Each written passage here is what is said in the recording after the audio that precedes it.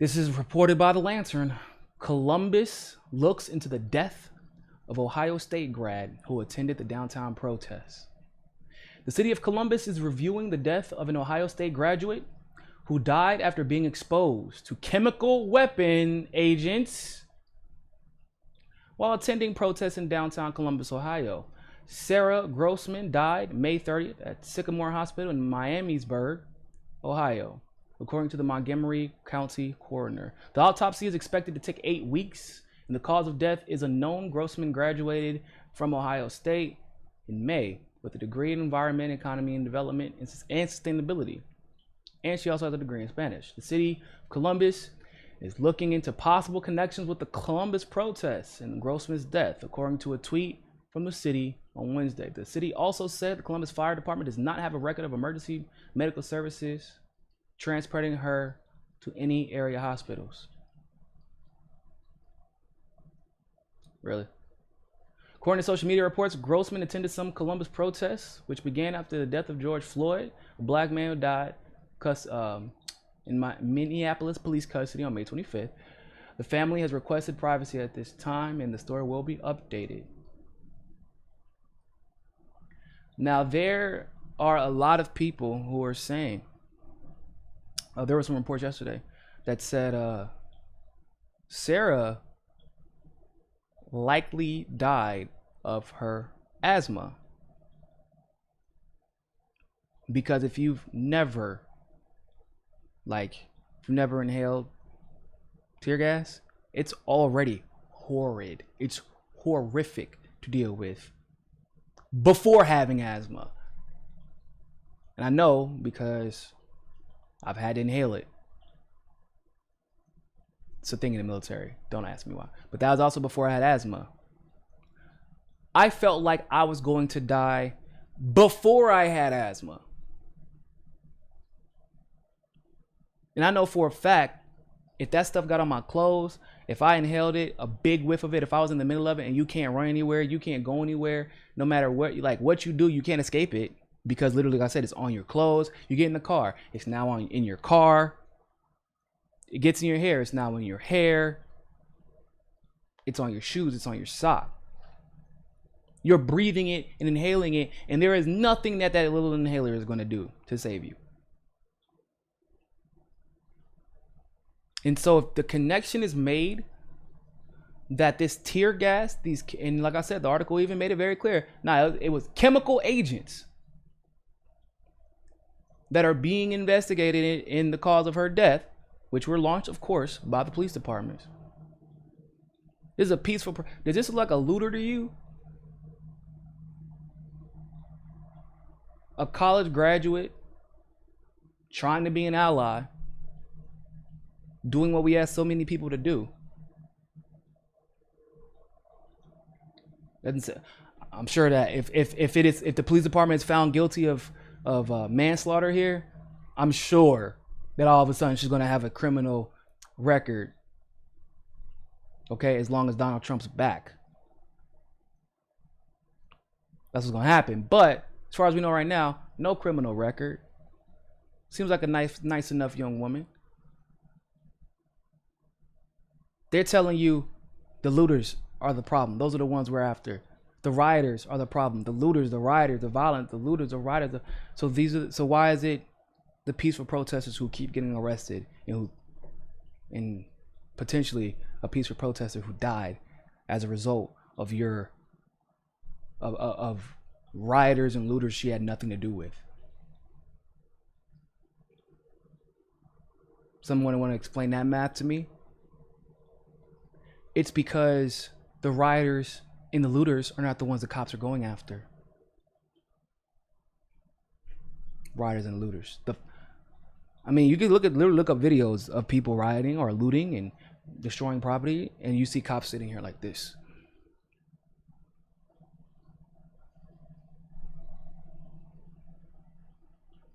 This is why the Geneva Convention banned the use of these weapons as chemical warfare.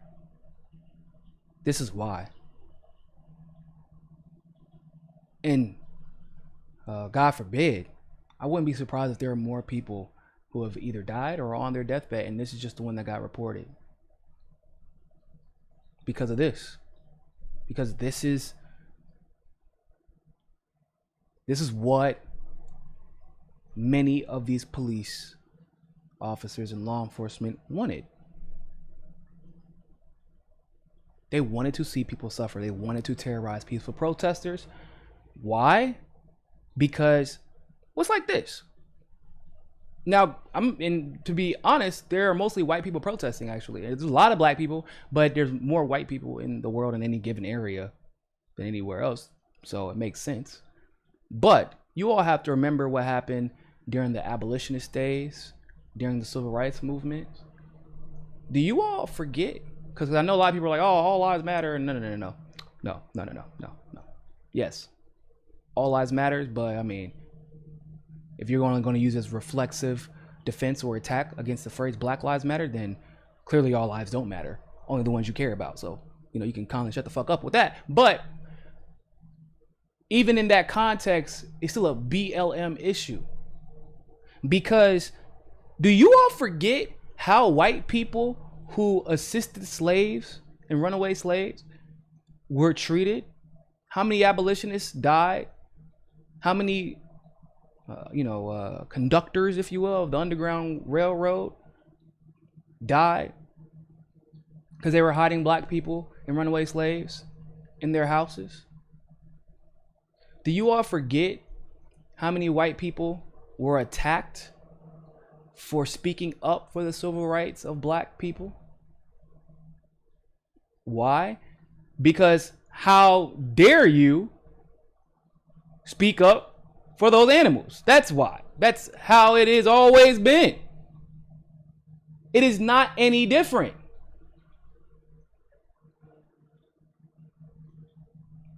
The cops are trying to make an example out of people. They're literally shooting tear gas and beating the hell out of white people for what they are standing for. And you know how I know this? Because I just saw a bunch of protesters protesting quarantine with guns a few weeks back. No tear gas was shot at them. Wasn't so much as a baton swung.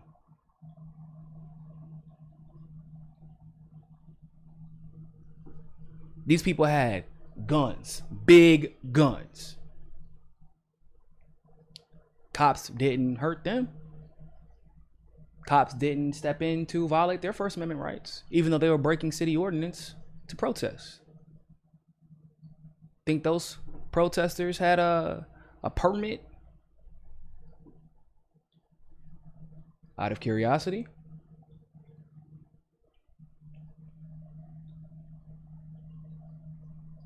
So what's the difference? For all those people who got all the answers, all the contrarians out there, all the people who want to pretend like you're being objective. I'm just being objective, that's all. Why's everything got to be about race? See, because I know my history. Not understanding how intricate is, or how intricate racism is in our history as the United States, is as detrimental to your understanding of these issues as not understanding Western imperialism and United States imperialism when it comes to the issues of international diplomacy.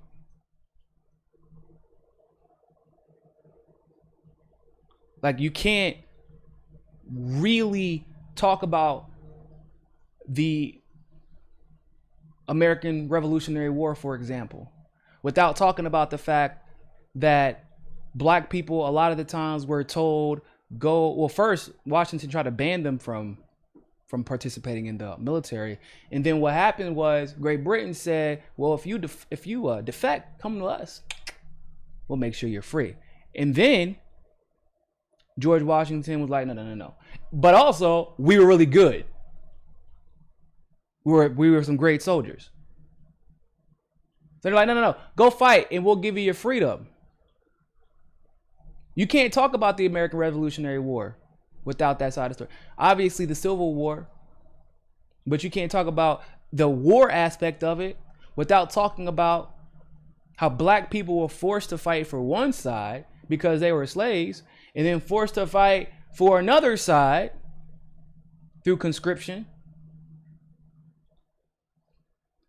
Being told, because all of a sudden now all the elites of the Northeast, they were not supportive of slavery, but like it was an economic issue. Basically, it was not profitable for the country.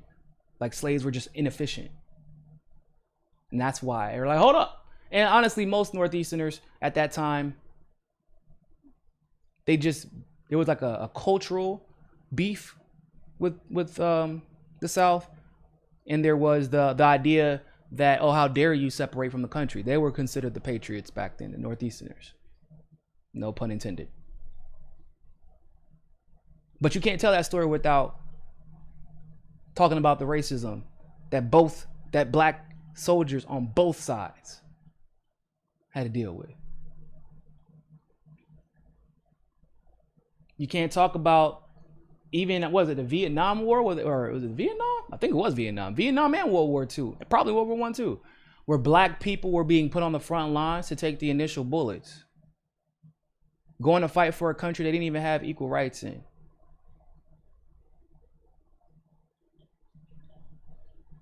Do you understand how absolutely absurd that is?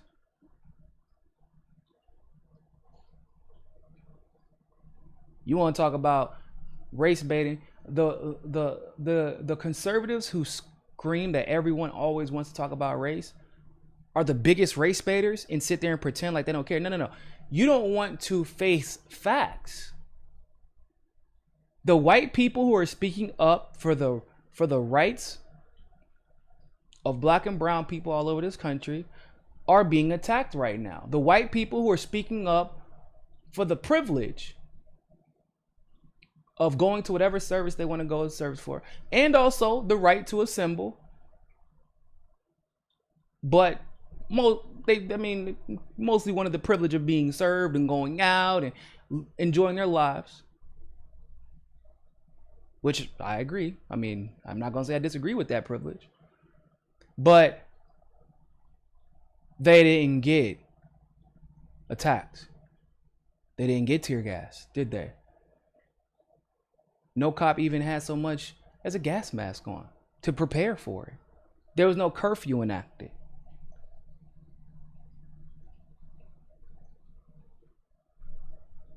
Why do you think that is?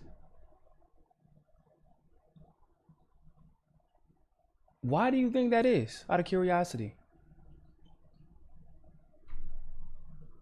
If you don't see the obvious answer by this point, I don't know what to tell you. But those who have always been anti-racist have always felt the brunt of the attacks from the police state. That's a fact, bro.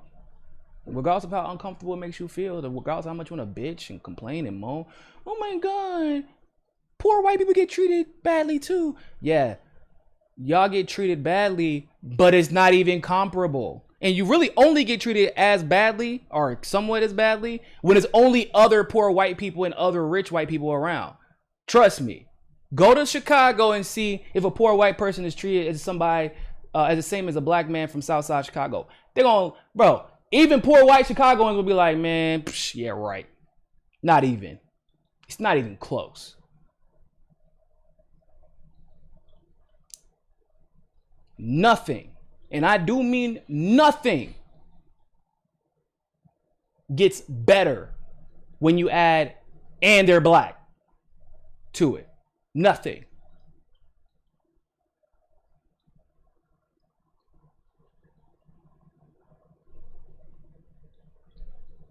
Go ahead, try to come up with something. Bet you can't. Bet you can't do it. Except for maybe basketball. As a caveat. Because if you're European and you've been playing professionally, you do get, like, you even get more love. You know, you're what do they say? You have a very high basketball IQ. Now they've been changing that because that has been a phrase that basically they've used to describe unathletic white players, to say that they're very intelligent. But when black players are just ferociously athletic and talented, it's wow, those are some great athletes. They're just way more athletic than everybody on the floor. Nothing. You think being autistic is bad? Try being autistic while being a black person living on your own with little to no help. You think being a woman is problematic? Try being a woman of color. At least when a white girl gets kidnapped, it makes the damn 6 p.m. news. A black woman gets kidnapped, a Mexican woman gets kidnapped. You'll be lucky if it gets posted as a sign on your gas station, and they're definitely not going to look for you.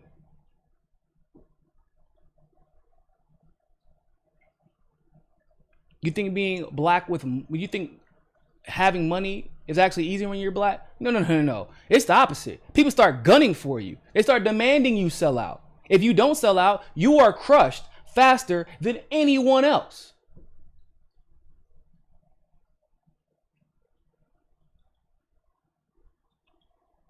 And do you think being a poor white, or being poor in general, gets better when you're black or better when you're white? Now, of course, nobody wants to be poor. And there are certain circumstances where there's some people that just don't have any luck whatsoever, and that's unfortunate. But we're talking about on average here. You think being a high school graduate is easier being black or being white?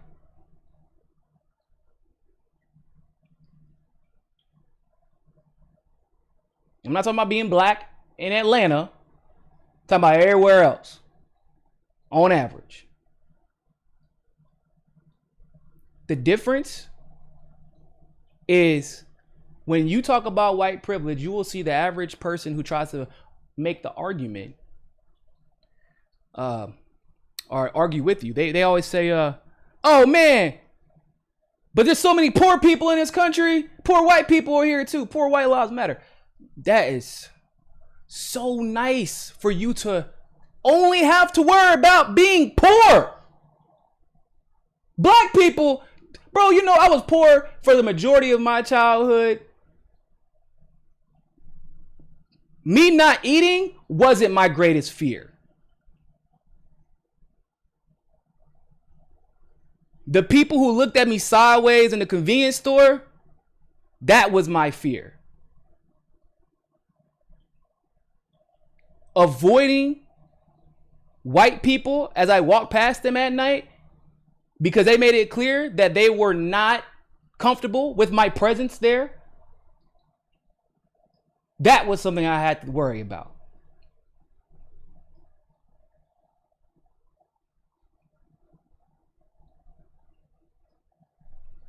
Getting beat up in a Burger King as 3 white girls literally try to pull a cop off, damn near assaulting a man, telling the cop that I wasn't the issue, as he still they proceeded to beat the shit out of me, and none of them even get questioned. They didn't deserve, I mean, they didn't get questioned to prove that I was innocent, but they also didn't get questioned about the fact they literally jumped on top of a police officer.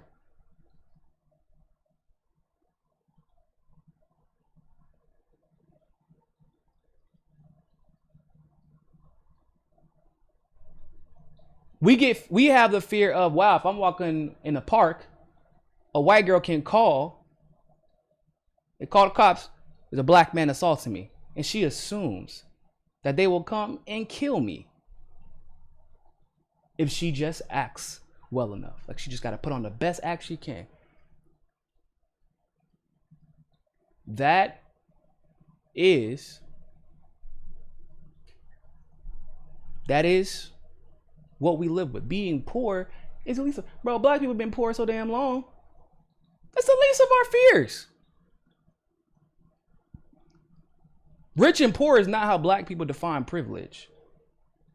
Hell, most black people would say if they ended up rich, it had largely to do with luck.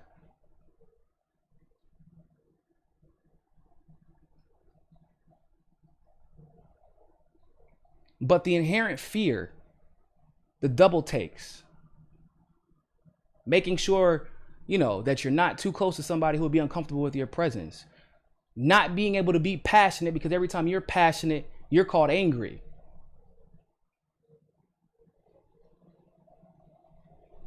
That is what it is like. Knowing that people can take advantage of your blackness, take advantage of your plight, and you'll be shut down for calling it out while a white person is celebrating and enriched by it. Cough, cough, Democrats. Knowing that it pays really well to sell out, so you got to deal with people like Candace Owens, who get to just blame black people for all of her fucking problems while she gets paid.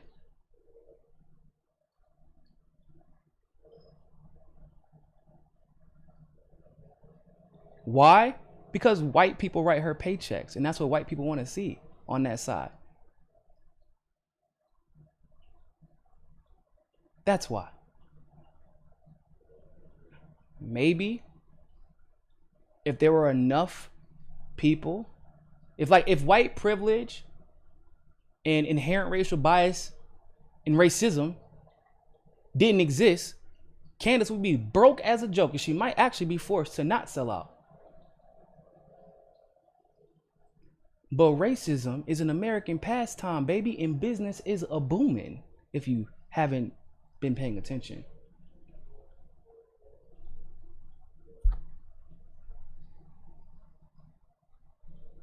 If you like that segment of Mikasa Sukasa, don't forget to like the video and smash that subscribe button. Want access to members only live streams, behind the scenes footage, and other premium content? Well, you can endorse us on Rockman Premium, become a patron through Patreon, or you can sign up for the MCSC Premium membership through YouTube. All the links are in the description below. But hey, more than anything else,